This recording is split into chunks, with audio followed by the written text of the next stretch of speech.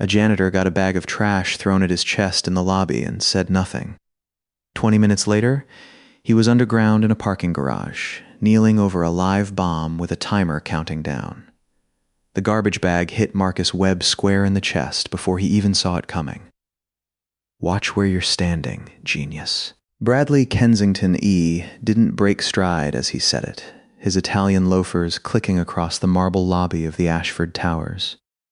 The bag split open on impact, coffee grounds and eggshells sliding down Marcus's gray custodial uniform in a slow, humiliating cascade. Behind the concierge desk, Officer Danny Reyes, the building's daytime security guard, winced but said nothing. He'd learned 3 months ago that saying something only made it worse for Marcus, not better. Marcus knelt down, picked up the mess with his bare hands, the way he'd picked up worse things in worse places. His spine stayed straight the entire time. His eyes never dropped to the floor in shame. They simply didn't look at Bradley at all, because Bradley wasn't worth the attention. "You're welcome for the tip," Bradley called over his shoulder, laughing with the woman on his arm, some finance world girlfriend in Louboutins who didn't even glance down. Marcus said nothing. He never said anything. That was the first thing you learned to control in Ranger School, long before you learned how to disarm an eyed or call in close air support under fire. You learned to control your face, your breath, your hands, when everything in you wanted to move. He bagged the trash. He mopped the floor. He clocked out at 4 p.m. and drove his 12-year-old Tacoma to the V outpatient clinic for his monthly appointment, where a tired physician's assistant asked him the same questions she always asked about sleep and nightmares and whether he'd been drinking, and Marcus gave her the same careful answers he always gave, the ones that were true enough to satisfy the paperwork. Ashford Towers rose 31 stories above downtown Charlotte, North Carolina. Glass and steel and old money, the kind of building where a 2-bedroom unit started at $1.8 million, and residents complained if the valet took longer than 90 seconds to bring the car around. Marcus had been working maintenance and custodial there for 8 months. Nobody in that building knew his name was actually Staff Sergeant Marcus Webb, U.S. Army.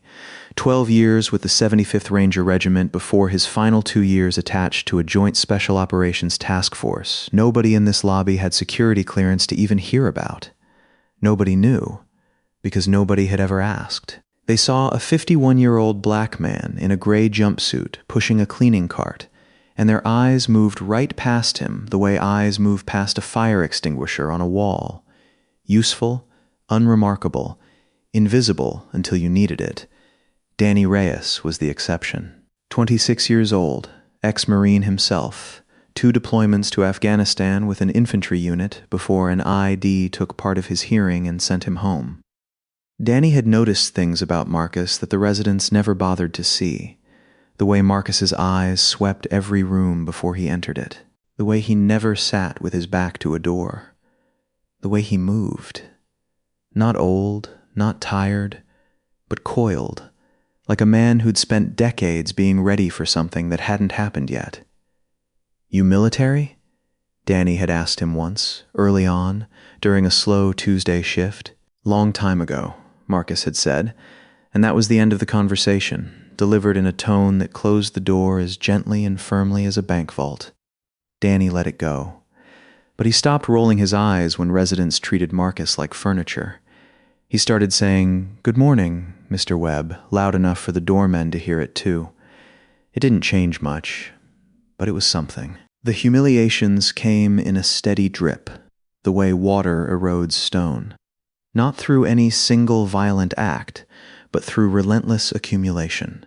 There was Patricia Ashford Vance, whose family name was literally on the building, who once handed Marcus her dry cleaning and told him to have it back by 5, as though he were her personal valet rather than a maintenance worker with an entirely different job description. When Marcus politely explained that wasn't part of his role, she filed a complaint with the property management company calling him unhelpful and possibly hostile. There was the incident with the freight elevator, when 3 residents refused to ride down with him even though he was carrying nothing but a mop bucket, one of them audibly muttering to her husband, "I don't like being in small spaces with people like that." There was Bradley Kensington EE again. Always Bradley, always finding new ways to remind Marcus of his place. Who once accidentally backed his BMW into Marcus's Tacoma in the parking garage, denting the door panel, and simply drove off without leaving a note, because who was going to believe the janitor's word over his? Marcus filed the incident report anyway. He photographed the damage. He said nothing else about it. He'd learned patience in places that made this lobby look like a kindergarten classroom. Learned it in a compound outside Kandahar where you waited 9 hours in 110-degree heat for a single confirmed shot. Learned it during 6 months of a deployment he still wasn't legally permitted to describe to his own therapist in detail. Patience wasn't weakness. Patience was a weapon he'd simply chosen to holster. What ate at him wasn't the trash bag against his chest or the muttered insults. It was quieter than that. It was lying awake at 2 a.m. in his one-bedroom apartment 11 miles from Ashford Towers, staring at the ceiling, thinking about Corporal Ray Delgado, who didn't come home from the extraction outside Mosul. Thinking about how Ray used to joke that if he survived this war, he was going to become a substitute teacher and coach Little League. Thinking about how Marcus had made it home instead. Made it home to a country that couldn't even be bothered to make eye contact with him in a lobby, let alone ask what he'd given up to get there. He never told any of them that. There was no version of Bradley Kensington the Yee who deserved to hear it. The night the real trouble started was a Thursday in late October, cold enough that the building's parking garage smelled like wet concrete and exhaust. Marcus was doing his final rounds at 11:40 p.m., checking that the maintenance closets were locked, that the loading dock gate had come down properly, when he noticed the man near support column C14 on the lower parking level.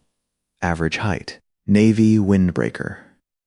A tool bag over one shoulder that didn't match the confident, unhurried way he was crouched near the base of the column, working with his hands in the shadow just past the sodium light's reach. Marcus had spent enough years around demolitions, both placing them and, more often, in that specific final phase of his career, finding and disabling the ones other people placed, that his body reacted before his conscious mind fully caught up. His pulse didn't spike. It slowed. Everything slowed, the way it always had, the training taking over like a hand closing gently around the wheel. "Help you find something?" Marcus called out, keeping 15 feet of distance, keeping his tone easy, the tone of a tired janitor and nothing more. The man startled, straightened, mumbled something about checking the electrical, and walked briskly toward the stairwell exit. He didn't run. Running would have confirmed everything. But he didn't look back either, and men who are actually fixing electrical problems don't abandon their tool bag. Marcus didn't chase him. Chasing wasn't the priority. He walked, unhurried, exactly the pace of a janitor, mildly annoyed at finding someone where they shouldn't be, over to column C14. And there it was, wired against the support column, tucked behind a utility conduit where no resident would ever glance, was a device roughly the size of a lunchbox. Marcus had seen enough of these. Real ones, not training aids. To know within 3 seconds that this wasn't a prank, wasn't a bored teenager's idea of a joke. The wiring was clean, professional. A timer display glowing faint red in the dark. 14:58.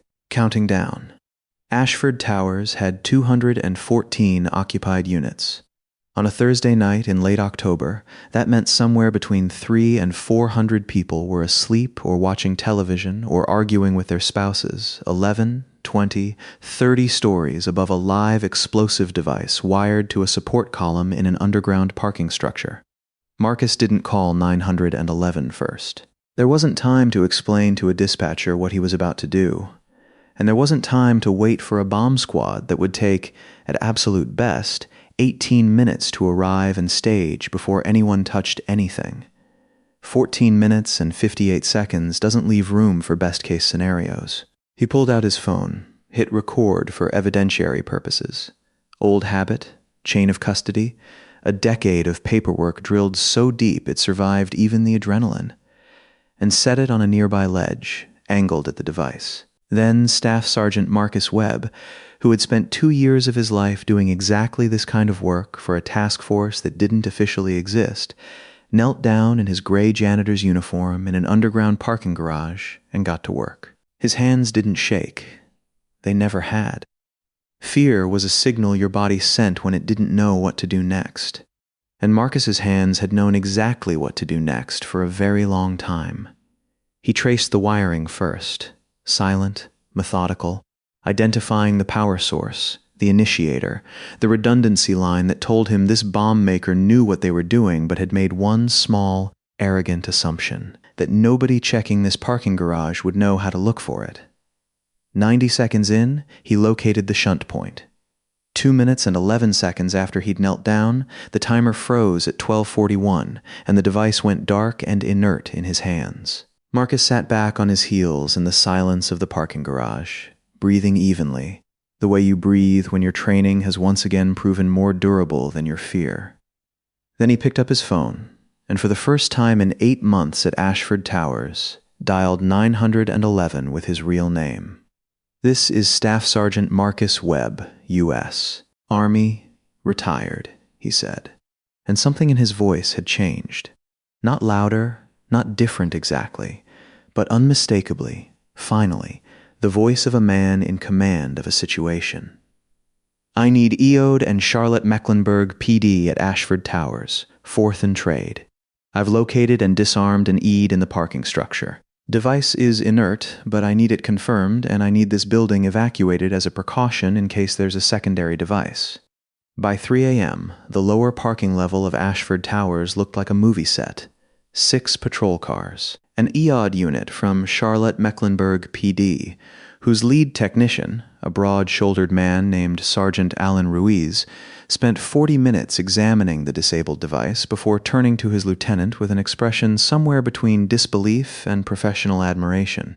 "Whoever did this knew exactly what they were doing," Ruiz said. "Textbook shunt disconnect. No hesitation marks on the wire strips. This wasn't luck." "The janitor did it," the lieutenant said, still not quite believing his own sentence. "The building's custodian." Ruiz looked over at Marcus, who was sitting on the concrete curb near the elevator bank wrapped in a silver emergency blanket a paramedic had insisted on, still in his gray uniform, giving his statement to a detective with the same measured calm he'd have used to report a burst pipe. "What unit?" Ruiz asked, walking over, something shifting in the way he stood. 75th Ranger Regiment, Marcus said. Later attached to a JSOC task force. EOD cross-training was part of the job. Ruiz nodded slowly, the way one professional nods at another when the resume finally explains everything. "You saved this whole building tonight, Sergeant." Upstairs, in the lobby, residents in bathrobes and pajamas stood in stunned clusters, having been woken and evacuated by CMPD officers at 1 a.m. and only now told why. Patricia Ashford Vance stood near the concierge desk in a silk robe, mascara smudged, staring at Marcus through the glass doors with an expression that had nothing left of the woman who once handed him her dry cleaning like he was invisible. Bradley Kensington E. stood a few feet away, his usual smirk entirely gone, replaced by something closer to nausea, as a young patrol officer explained to the gathered residents, loud enough for the whole lobby to hear, exactly who had found the device and exactly how fast he'd disarmed it. Danny Reyes, watching from behind the concierge desk, wasn't surprised. Not really. He just felt something in his chest finally exhale. 3 months of quiet, unspoken vindication landing all at once. The investigation moved fast once CMPD pulled the security footage and traced the man in the Navy windbreaker. A hired contractor named Gary Holt with a record for arson and insurance fraud in 2 states. Holt didn't hold out long under questioning. Within 36 hours, he'd given detectives the name they actually wanted. Desmond Cole, managing partner of Cole Whitfield Development, the firm that had quietly acquired an option to purchase Ashford Towers from its current ownership group at a steep discount. A discount contingent on a material adverse event clause that would trigger if the building's value or occupancy collapsed within 90 days. A staged bombing. Enough panic to send terrified residents selling their $1.8 million units for pennies on the dollar, all so Desmond Cole could acquire the tower, gut it, and flip it as luxury condos at triple the price 2 years later. Cole was arrested at his office in uptown Charlotte the following morning, led out in handcuffs past a lobby of stunned employees who'd had no idea their boss was capable of the calculation Marcus had disrupted in under 2 minutes. Cole made bail within 48 hours. His attorney, a sharp-suited litigator named Foster Aldrich, made it clear in a brief statement to reporters outside the courthouse that his client maintained his innocence and looked forward to a full and fair examination of the facts. Nobody in the DA's office thought much of it. They should have. Ashford Towers held a residents' meeting 6 days later in the ballroom on the second floor, ostensibly to discuss building security enhancements going forward. Nearly every resident showed up, which almost never happened for anything besides HOA budget votes. Marcus hadn't wanted to attend. Danny had to talk him into it. "You don't owe them closure," Danny told him in the break room that morning. "But you earned the right to walk into that room standing up straight, and I think you should take it." Marcus wore a plain button-down shirt instead of his uniform. When he walked into the ballroom, the conversation didn't die down gradually. It stopped all at once, like a held breath. Building manager Carol Whitmore stood at the podium, visibly nervous, and simply said, "I think most of you know why we're here. I'd like to invite Mr. Webb to say a few words, if he's willing." Marcus didn't move toward the podium. He stayed near the back, hands loosely at his sides, and had just begun to speak. "I'm not looking for an apology." When Carol Whitmore's phone buzzed on the podium, then buzzed again, then didn't stop. She wasn't the only one. Around the ballroom, phones lit up in pockets and purses in a ragged, spreading wave, that particular electric murmur of a room realizing something has just broken on the news at the same moment. A local station, WCNC, had just posted a story online, "Building Hero Under New Scrutiny. Sources say disarmed bomb may have been staged."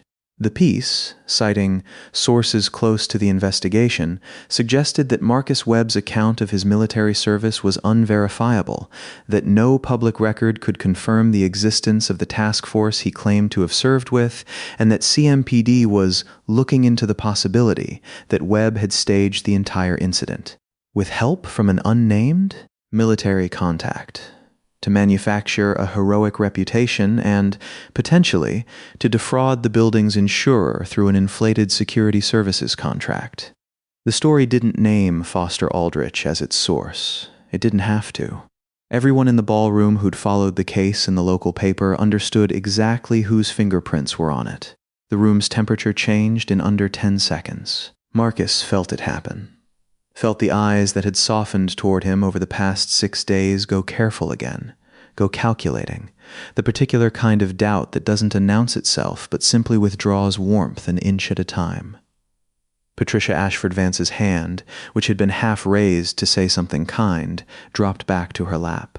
Somewhere near the front, a man Marcus didn't know muttered, just loud enough to carry, "Well, it would explain a few things, wouldn't it?" Marcus didn't finish his sentence. He looked at the room, said only, "I think we should reschedule this," and walked out before Carol Whitmore could stop him. The 48 hours that followed were the longest of Marcus's life since Mosul, and he told exactly no one that, because there was no one left in that lobby he trusted enough to say it to except Danny. CMPD, under pressure from a story now picked up by 2 more local outlets and a Charlotte news blog with a habit of chasing anything with the word scam in it, reopened its inquiry into the incident. Not because Sergeant Ruiz or the lead detective believed a word of it, but because a formal complaint filed by Aldrich on Cole's behalf demanded it, and because the department couldn't be seen ignoring an allegation this specific while Cole's trial was pending. Marcus's promotion to Director of Building Safety and Emergency Response, not yet finalized on paper, was quietly frozen by Ashford Towers management pending clarification. Danny was called in and questioned under oath about what he'd actually witnessed that night. Not accused of anything himself, but pressed, hard, by a detective going through the motions, about whether Marcus could have had the device planted in advance, whether the timeline in his statement lined up minute for minute, whether he'd ever heard Marcus mention needing money. He's given 12 years to this country and 8 months mopping up after people who wouldn't spit on him if he was on fire, Danny told the detective, his voice flat and furious in a way the detective's report would later describe as uncooperative. And you're asking me if he staged a bomb for an insurance check? Ask CMPD's own EO'd tech what he saw on that wiring. Ask him if that's something a man fakes. The detective wrote it down. It didn't stop the clock. Marcus went back to work in his gray uniform. Ashford Towers hadn't fired him, hadn't suspended him, hadn't done anything so clean and actionable as that. They'd simply stopped saying his name out loud. Carol Whitmore avoided the lobby during his shifts. 2 residents who'd shaken his hand after the bombing crossed to the far side of the marble floor when they saw him coming, the old distance sliding back into place as easily as it had ever been there, like 6 days of respect had been nothing sturdier than a coat of paint. Patricia Ashford Vance was the only one who didn't retreat. She found him in the stairwell on the second morning, out of camera range, and said, quietly, "For what it's worth, I don't believe a word of it," and then left before he had to figure out how to respond to that. Marcus said nothing to anyone about the part that actually kept him up those 2 nights. Not the suspicion itself, which he'd weathered worse versions of from worse people, but the quiet, corrosive fear that the Army's own silence, the classification that had protected operations and protected the men beside him for over a decade, was now the very thing being used to unmake him. That the task force's secrecy, which he'd never once resented, which he'd have died to protect, could now be turned around and pointed at his own throat by a man who'd tried to blow up a building full of sleeping families. He didn't call anyone to fix it.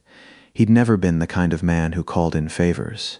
But somewhere in Washington, a former commanding officer who'd read the Wire story with his coffee that morning picked up a phone, and things that move slowly in the Army suddenly, for once, did not. On the 3rd morning, a courier delivered a sealed envelope to CMPD's headquarters, addressed to the lead detective on the case, forwarded through the Department of Defense's Public Affairs Liaison Office.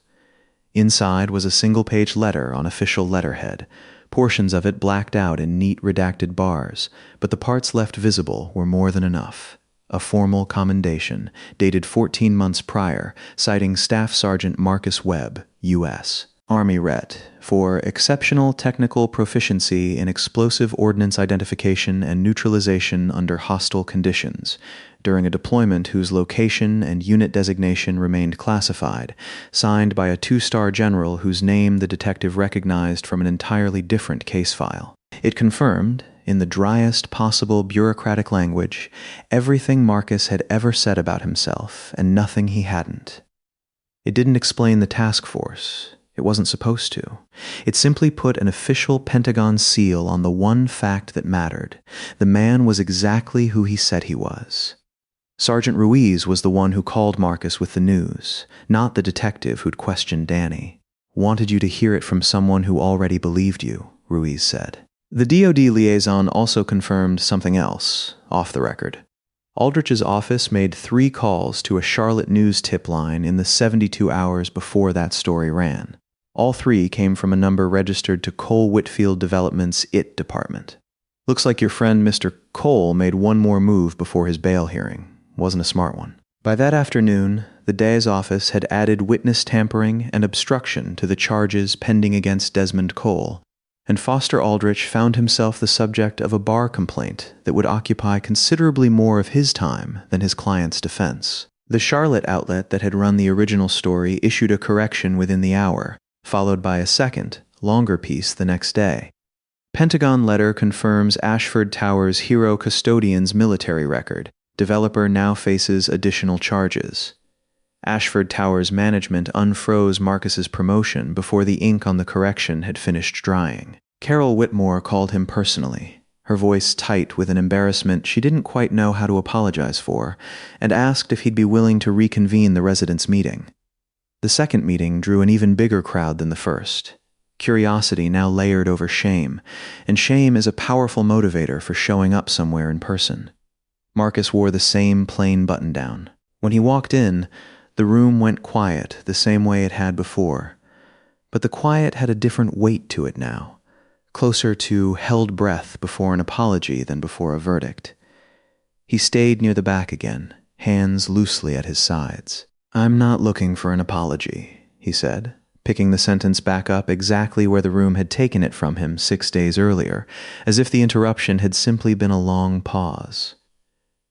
"I didn't do what I did in that garage because I wanted anyone in this room to see me differently. I did it because it's what I was trained to do, and because there were 300 people asleep upstairs who didn't deserve to pay for somebody else's greed." He let that sit. Nobody in the room was checking their phones this time. "I spent 12 years in the Army. 2 of those years I can't tell you much about. And I'm still not going to try, even after this week, even after a letter from the Pentagon had to show up and vouch for me before some of you were willing to look me in the eye again. What I can tell you is that the whole time I was over there, I used to think about coming home. I used to think about what it would feel like to just be a regular guy again, doing regular work, not carrying the weight of watching people's backs every single day." His eyes found Patricia Ashford Vance, who this time didn't look down. Found Bradley Kensington E's empty spot near the back wall. He hadn't come back for the second meeting, hadn't been seen in the building in weeks. "Turns out I never stopped watching people's backs. I just did it in a gray uniform instead of a combat one, and most of you never noticed the difference between the two men, because you never really looked. And when a man with a lot of money and a good lawyer needed a way to bury what I'd found in that garage, all he had to do was remind you that you'd never really looked. That's how close it came to working, not because anybody proved anything.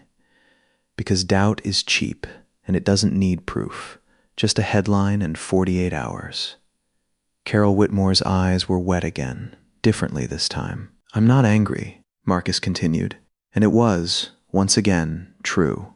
The anger had burned off somewhere in that stairwell on the second sleepless night, replaced by something steadier, something that had survived worse tests than this one. "But I hope the next time somebody in a uniform is cleaning up after you, or parking your car, or checking your building's electrical panel at midnight, you remember that you don't actually know who that person used to be, or what they're capable of. And you remember how fast you were willing to stop believing it the second somebody with money told you to. Most heroes don't wear capes. Some of them wear gray jumpsuits and empty your trash cans and never say a word about what they gave up to make it home. And some of them have to get a letter from the Pentagon just to be believed for a second time." He turned and walked out before anyone could clap, before anyone could turn it into a spectacle he never wanted. 3 weeks later, Ashford Towers management finalized Marcus's position, Director of Building Safety and Emergency Response, at 4 times his custodial salary, with full authority over the building's security protocols. He accepted. Not because he needed the title, but because Danny Reyes told him, only half joking, that somebody competent needed to be in charge before the next Bradley Kensington backed a BMW into something that actually mattered. Bradley Kensington E never returned to Ashford Towers at all. His unit sold within the month, quietly, through a broker. Nobody missed him. Patricia Ashford Vance left a handwritten apology note at Marcus's new office door, and this time she signed it, and stopped by 2 days later to say the words out loud as well, in person, which cost her something visible to give.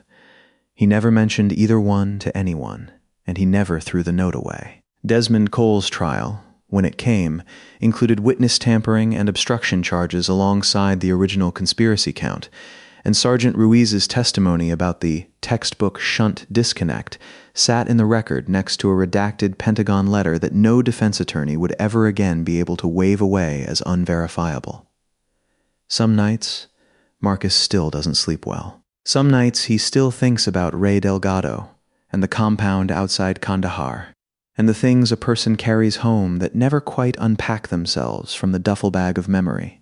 Some nights, now, He also thinks about how close doubt came to doing what Bradley Kensington's trash bag and Patricia Ashford Vance's dry cleaning in 3 months of silence never managed, making him disappear again right after he'd finally been seen.